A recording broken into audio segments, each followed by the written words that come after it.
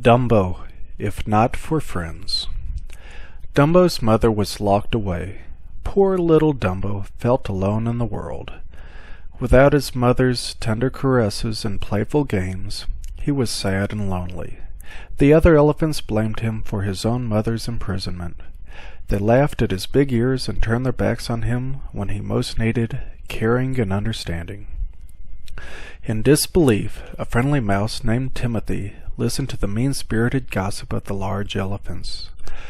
Knowing that they would be terrified of a little mouse like him, he decided to give them a fright of their life. After all, someone had to stick up for little Dumbo. What was wrong with having big ears anyway, thought Timothy. As far as he was concerned, Dumbo was a cute baby elephant. So Timothy waved his arms and stuck out his tongue.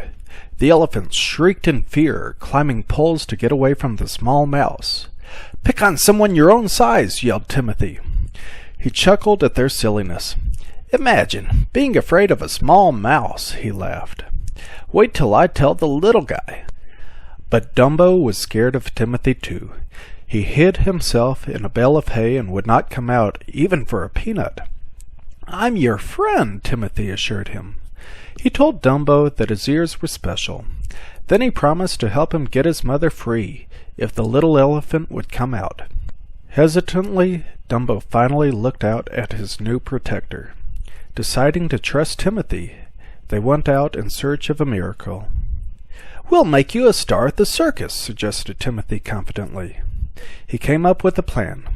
Sneaking into the ringmaster's tent that night, the mouse whispered his great idea to the sleeping man. "Dumbo," he repeated over and over. Thinking the idea had come to him in a dream, the ringmaster announced his amazing new act. The smallest elephant, leaping from a springboard to the top of an amazing pyramid of pachyderms. Dumbo was nervous, but Timothy encouraged him to try. Running toward the springboard, the little elephant tripped over his ears and fell, knocking over the enormous pyramid and collapsing the tent. After that, to make matters worse, the ringmaster made Dumbo a clown. The poor little guy didn't trust other clowns to keep him safe. They forced him to jump from a burning building. Dumbo had never been so scared and humiliated. When the show was over, the little elephant was inconsolable. Timothy tried to comfort his friend. He offered peanuts as he washed the clown paint off with warm, soapy water. Still, Dumbo did not stop crying. Timothy knew that the only one who could help Dumbo now was his mother, so Timothy arranged for a short visit. Even though only her trunk could hug him, Dumbo basked in his mother's love. Although he was sad to go back to his tent without her, Dumbo was thankful for Timothy's help. The next morning, after some strange and restless dreams, the mouse and the elephant awoke high up in a tree.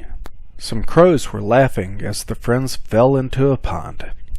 "Don't listen to those scarecrows," Timothy told Dumbo, but the elephant was already walking away head down.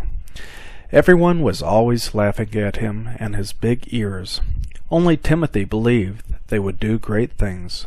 "That's it, Dumbo!" cried his friend. Timothy had been trying to figure out how they had gotten up in that tree, when suddenly he realized how special Dumbo's ears really were. "The perfect wings! You can fly!" cheered Timothy. The news made the crows fall over laughing. "Have you ever seen an elephant fly?" they jeered. Defending his friend, Timothy yelled at the crows for being so insensitive.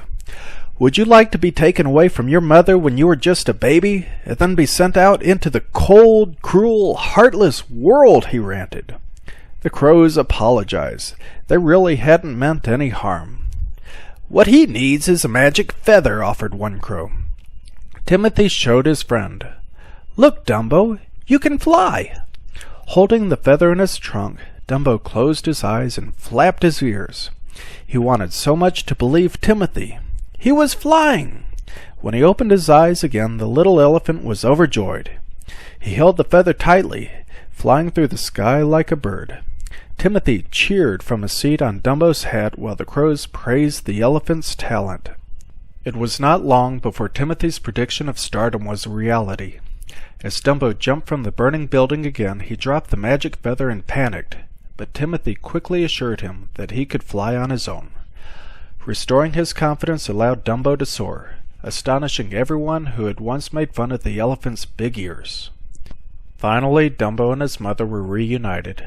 With love and pride, Timothy signed on as manager for the world's only flying elephant. The end.